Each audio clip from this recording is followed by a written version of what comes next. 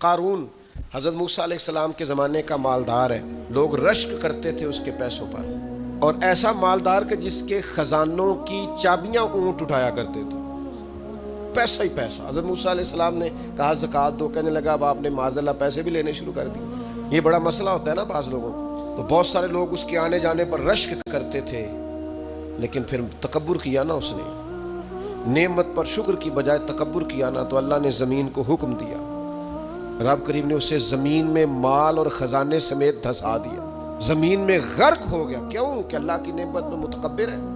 اگر عاجزی ہو جائے انکساری، اور یار روب اور دبدبا تو حضرت عمر کا تھا نا، 24 لاکھ مربع میل پہ حکومت تھی، دنیا ڈرتی تھی، امن تھا، عمر ہوتی تھی دنیا میں، اور عمر باغ میں کھڑے ہو کے کہتے تھے اچھا خطاب کا بیٹا اور امیر المومنین، اچھا اب تو امیر بن گیا ہے، یاد رکھنا، خود اپنے آپ سے خطاب کر، یاد رکھنا صحیح چلنا، ورنہ قیامت میں رب کا سامنا نہیں کر سکے۔